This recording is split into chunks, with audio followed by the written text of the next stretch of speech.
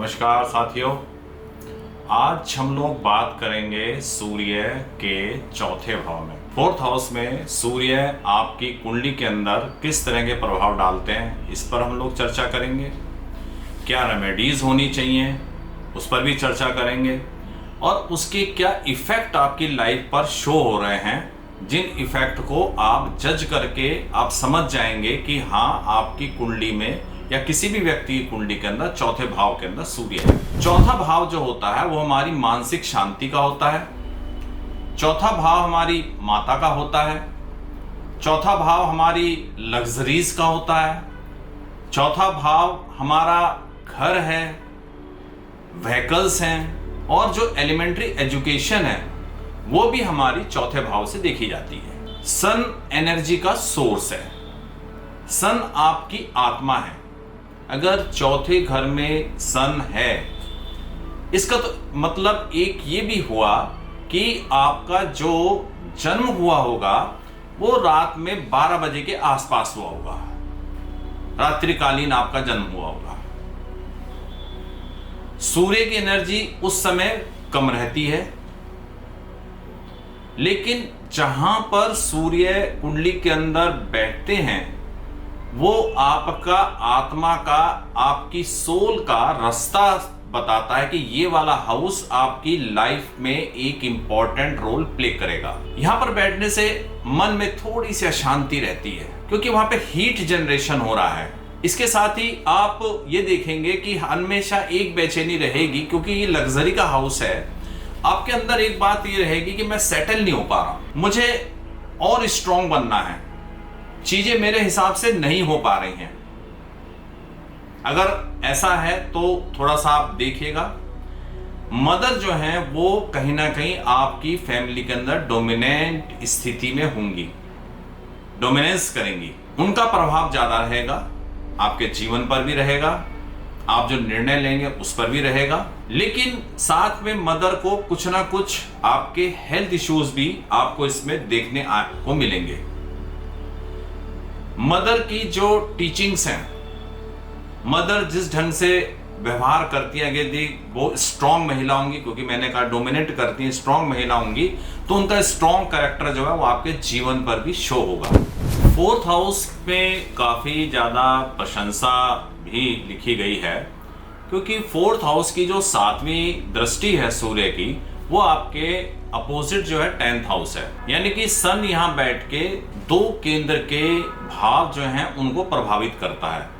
आपका कर्मस्थल, जहां पे आप काम करते हैं, आपका बिजनेस है, आपका काम है, और आपका घर, 2 जगह पे वो उसका कंट्रोल हो जाता है।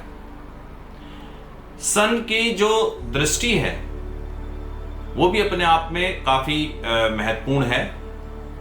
यहां बैठ के व्यक्ति को कहीं ना कहीं एरोगेंट भी बना देता है, और एरोगेंस भी इस लेवल पे होता है कि आप भले ही कुछ ना हो, लेकिन मान लीजिए ऐसे व्यक्ति को ट्रैफिक के सिग्नल पर किसी कांस्टेबल ने रोक दिया और उन्होंने कहा आप किसी भी लॉ का वायलेट किया, और वो अगर उससे पनिशमेंट की या चालान की बात करेगा तो वो उससे एरोगेंसी से उससे बहस करने लगेंगे। इनको उसमें एक अच्छी, जैसे बोलते ना, किक मिली, उनको एक फील आता है कि हाँ, मैं जो हूँ, बूस्टिंग टाइप उनका हो जाता है कि हाँ, मैंने रेड लाइट क्रॉस कर दी, मैंने ओवर स्पीडिंग में गाड़ी चलाई, उनको अच्छा लगता है। तो छोटे मोटे लॉ ब्रेकिंग जो है ये लोग करते रहते हैं, इनको प्राउड होता है, और जिस पोस्ट पे होते हैं या जो भी शहर में इनकी स्थिति होती है तो वहां से कंट्रोल करने की कोशिश करते हैं। ये लोग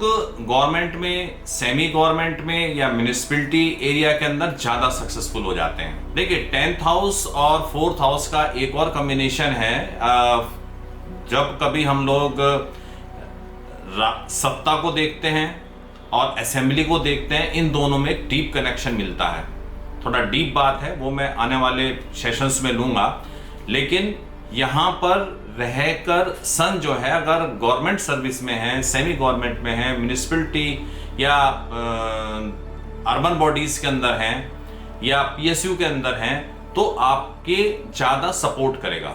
आपको ज्यादा ये सपोर्ट करता है। वैसे तो ये लोग कहते हैं कि हम लोग पार्शलिटी नहीं करते हैं, किसी भी ऑर्गेनाइजेशन में होंगे तो बड़ा बूस्ट करेंगे कि मैं कोई पार्शलिटी नहीं करता हूँ, मैं मेरे सामने जो जैसा काम करता है मैं उसी प्रकार से उसको ट्रीट करता हूँ। लेकिन बहुत बड़े पार्शल होते हैं, ये हर व्यक्ति के बारे में एक थिंकिंग बना लेते हैं कि ये ऐसा ही होगा और उसी स्केल से उस व्यक्ति को पूरा समय नापते रहते हैं, जहां पर इनके डिसीजन कभी कभी गलत भी हो जाते हैं। तो अगर ऐसी स्थिति है तो आप थोड़ा सा अपने व्यवहार को देखिए, क्योंकि ऐसा करने से क्या होगा कि आपके जो लोग हैं वही आपके विपरीत जो है वो चलने लगेंगे। पब्लिक यूटिलिटी की जो चीजें, क्योंकि 4th हाउस जो है पब्लिक यूटिलिटी का भी होता है। पब्लिक यूटिलिटी चीजें जैसे मान लीजिए कहीं पे कोई तालाब को खोदना हुआ, पानी की व्यवस्था बनानी हुई, कोई विडो का जो लेडीज से रिलेटेड है, कोई वृद्धाश्रम हो गया, कोई विधवा आश्रम हो गया, ये उसके अंदर बढ़ चढ़कर जो अपना योगदान देते हैं, पैसे से भी योगदान दे सकते हैं और उसमें हर तरह की सर्विस जो है ये कर सकते हैं। एक और कमी जो है इन लोगों में पाई जाती है, मैं बल्कि आजकल की स्थिति में तो कहेंगे कि बड़ा अच्छा गुण है ये, कि ये फ्लैटरिंग यानी कि बॉस को मक्खन लगाना, उसके अंदर बड़े माहिर होते हैं। ये अपने बॉस को ऐसा मक्खन लगाएंगे कि अपने जो उनके कुलीग होंगे वो भी थोड़ा सा इनसे कटने लगते हैं, वो भी परेशान होने लगते हैं और जो सबऑर्डिनेट हैं उनको भी परेशानी होती है। और ये भी चाहते हैं कि इसी तरह का जो फ्लैटरिंग है वो लोग जो हैं इनके साथ भी करें, इनको अच्छा लगता है अपनी प्रशंसा सुनना। ये नहीं, अगर मान लीजिए ये फैमिली के अंदर बड़े हैं, मान लीजिए 40 या 50 की एज में पहुंच चुके हैं और अगर कहीं शादी की कोई गैदरिंग है जहां पे लोग बैठे हुए हैं या कोई फैमिली गैदरिंग है, वहां पर भी इनकी बूस्ट करने की आदत होगी या बच्चों के साथ में बूस्ट करने की आदत होगी कि मैंने ऐसे आपको जो है अपब्रिंगिंग करी, इस प्रकार से आपको पाला, इतना मैंने जो है परेशानी उठाई, तब आप लोग इस लायक बने। यानी कि क्या क्या कंट्रीब्यूशन इन्होंने किया है वो बताने में बहुत ज्यादा इनको आनंद आता है, बहुत ही ज्यादा ये इच्छुक रहते हैं। इनहेरिटेंस में इनको प्रॉपर्टी मिल सकती है क्योंकि 4th हाउस प्रॉपर्टी का भी है, इनहेरिटेंस में इनको प्रॉपर्टी मिल जाएगी। हाँ, दोस्तों की ये मदद करने को बड़े तत्पर रहते हैं, कोई भी इनका दोस्त आके किसी भी तरह की समस्या इन्हें बता दे तो ये बिल्कुल उसमें जाके उनकी मदद अच्छे तरह से करते हैं। कॉम्बिनेशंस यहाँ पे हमें और देखने होंगे। मैं बहुत ज़्यादा, जैसे मैंने कहा कि ये वीडियोस जो हैं मैं कोशिश करता हूँ कि 10 से 12 मिनट के अंदर रहे। एस्ट्रोलॉजी अपने आप में एक गूढ़ सब्जेक्ट है और जो आजकल का समय चल रहा है फास्ट फूड वाला, फास्ट कुकिंग वाला, तो एस्ट्रोलॉजी में ऐसा कुछ नहीं है। मेरी अपना जो स्टडीज़ है वो लगभग करीब 45 या 50 ईयर से मैं स्टडी कर रहा हूँ, इसीलिए एस्ट्रोलॉजी को कहा जाता है प्रैक्टिस। डॉक्टर भी प्रैक्टिस करते हैं क्योंकि every time every patient is different. Lawyer भी प्रैक्टिस करते हैं, एडवोकेट भी प्रैक्टिस करते हैं और जो एस्ट्रोलॉजर है वो भी प्रैक्टिस करता है, क्योंकि ये कहा गया है कि कोई भी इस धरती पर कोई भी एक कुंडली दूसरे से मेल नहीं खाती। एक व्यक्ति का व्यक्तित्व जैसे उसका डीएनए दूसरे से मेल नहीं खाता ना, तो इसी तरह से कुंडली मेल नहीं खाती। तो आप कैसे कह देंगे कि हाँ हम जो है सब कुछ जान गए हैं? करोड़ों लोग हैं, कितनों की आप कुंडली पढ़ लेंगे, कितनों की आप कुंडली देख लेंगे। तो हमेशा हम सीखते रहते हैं, प्रैक्टिस चलती रहती है। तो यहाँ पर जो अभी हम लोग सीरीज बना रहे हैं, हाउस में एक एक प्लेनेट को लेके चल रहे हैं और इसमें क्योंकि 12 प्लेनेट हैं, 12 हाउस हैं, तो 144 तो ये एक सीरीज हमारी तैयार हो रही है और मैं इसमें थोड़ा सा कन्वीनियंट आपको रहेगा समझने में। अगर आप समझना चाहते हैं तो कन्वीनियंट रहेगा, जिसका जहाँ पर प्लेसमेंट है वो वहाँ पर उसको देख लेगा। एलिमेंट्री लेवल की समझने के लिए ये हमारा जो यूट्यूब है ये बहुत अच्छा आपको हेल्प करेगा। एक इसके अंदर भी और कॉम्बिनेशन आ जाएंगे, अभी प्लेनेट्स के कॉम्बिनेशन आ जाएंगे, फिर राशि यहाँ पे बैठ जाएगी, राशि का कॉम्बिनेशन आएगा, फिर प्लेनेट्स की जो है एस्पेक्ट आने लगेगी, दृष्टि आने लगेगी, उसका एक कॉम्बिनेशन होगा। तो परम्यूटेशन कॉम्बिनेशन बहुत बनेंगे अब अगर हम सबको एक साथ समझाने लग जाएं तो आप कंफ्यूज हो जाएंगे। तो सबसे पहले स्टेप बाय स्टेप हमें समझना है कि हाउस के अंदर क्या रोल रहता है, अगर उसके साथ दूसरा प्लेनेट बैठ जाता है तब किस तरह उसमें चेंजेस आते हैं, अगर उसमें दृष्टि आ जाती है, एस्पेक्ट आ जाते हैं तो किस तरह का चेंज होता है। जैसे सन के साथ मून जो है अगर 4th हाउस के अंदर बैठ गया तो मदर के साथ ठीक है कंफर्टेबल रहेगा, लेकिन उसका जो इंक्लिनेशन है पर्सन का फादर की तरफ ज्यादा होगा, फादर से उसको सर्विस और सपोर्ट वो ज्यादा मिलेगा। और फ्रेंड को जो ये किसी भी तरह का फ्रेंड इनका होगा उसको आउट ऑफ द वे जाके वो जो है वो करना, हेल्प करने की सोचते हैं कि मैं किसी भी तरह से इनको आउट ऑफ द वे जाके हेल्प कर दूं। मरकरी का एक अलग तरह का कॉम्बिनेशन जो है वो यहाँ पर देखने को मिला। एक कुंडली देख रहे थे घोस्ट राइटर की। घोस्ट राइटर माने वो राइटर्स होते हैं जो कि किसी दूसरे के लिए राइटिंग करते हैं, और कोई अच्छे राइटर्स जो होते हैं उनके पास समय नहीं होता, लेकिन उनका कोई बुक हिट हो चुकी होती है तो वो लोगों से जो है उसमें घोस्ट राइटिंग जो है वो करवाते हैं। तो ये अगर मरकरी क्योंकि राइटिंग का कारक है वो अगर 4th हाउस के अंदर है तो ये घोस्ट राइटर भी आपकी कुंडली के अंदर भी ये कॉम्बिनेशन मिल जाएगा। ऐसे लोग अच्छे प्रोफेसर होंगे, टीचर भी हो सकते, सभी लोग घोस्ट राइटर नहीं होते हैं, क्योंकि अभी 3rd का भी इसके अंदर एक हमें एस्पेक्ट देखना होगा कि जो राइटिंग की स्किल है वो 3rd हाउस से आती है।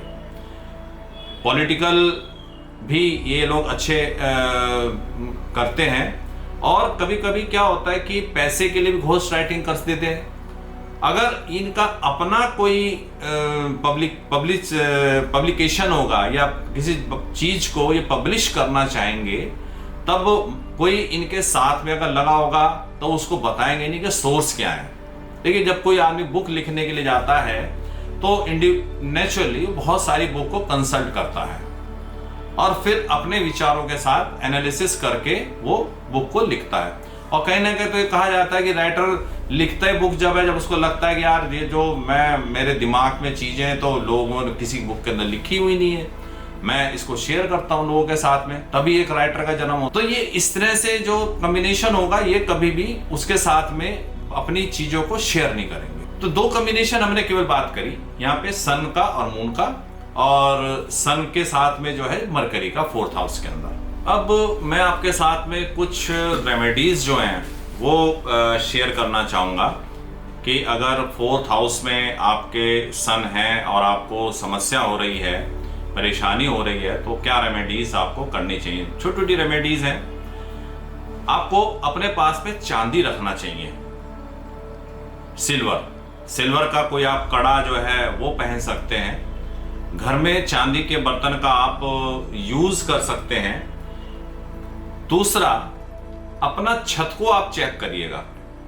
एक घरों में एक होता है दुछत्ती जिसमें सामान वगैरह स्टोर करते हैं, उसमें देखिए कि कितना सामान रखा है और क्या वेस्ट सामान रखा है, जिसको हम कबाड़ बोलते हैं, कितने समय से रखा है, क्या वो यूजेबल है, नहीं है तो उसको फेंक दीजिए।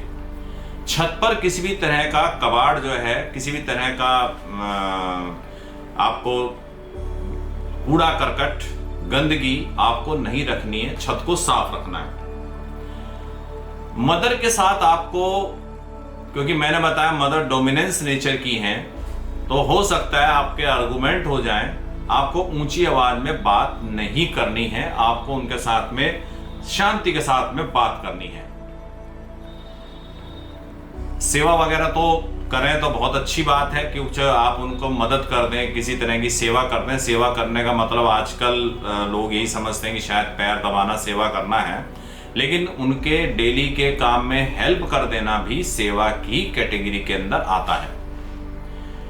घर में आप जो है दीपक देसी घी का वो जरूर जलाएं, और पर्टिकुलरली जिस समय गोधूली का समय होता है, संध्या काल होता है, उस समय आप दीपक जलाएं।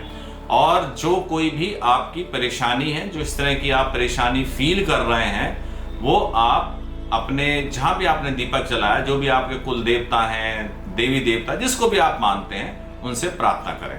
बहुत छोटे छोटे उपाय हैं, आप इनको करेंगे, मुझे बताइएगा कितना आपको इसमें फायदा हुआ है। और कोई भी उपाय अगर आप करते हैं तो कम से कम 3 महीने का 90 डेज का समय इसके अंदर रहता है कि 3 से 4 महीने में उसका प्रभाव आने लगता है। क्योंकि एक तो आप रेगुलर नहीं कर पाते हैं, आपको 21 दिन में या ये तो साइकोलॉजिकली कहते हैं कि कोई भी काम 21 दिन तक करिए तो उसमें आदत बन जाती है। तो आपको 1 महीने तो उसको आदत बनाने में लगता है, फिर आप रेगुलरली करने लगते हैं उसको। जब आपको लगे कि हाँ अब चीजें आप देखेंगे चेंज होने लगेंगी। आपको किस तरह का कॉम्बिनेशन के ऊपर और बात करनी है, एस्पेक्ट के ऊपर आपको क्या समझना है, कमेंट्स आप जरूर करते रहिएगा। कमेंट से हमें पता लगेगा कि आपकी रिक्वायरमेंट क्या है। क्योंकि अभी तो वन वे फ्लो हो रहा है, मोनो डायलॉग हो रहे हैं, मोनो नहीं, हम चाहते हैं कि डायलॉग में कन्वर्ट हो मोनोलॉग। तो बने रहिए हमारे साथ इस चैनल में। और अगर आपको ये चैनल अच्छा लगता है तो इसको सब्सक्राइब कीजिए और शेयर कीजिए लोगों के साथ। मैं आचार्य दिवाकर वशिष्ठ आप लोगों को बहुत बहुत धन्यवाद देता हूं। नमस्कार।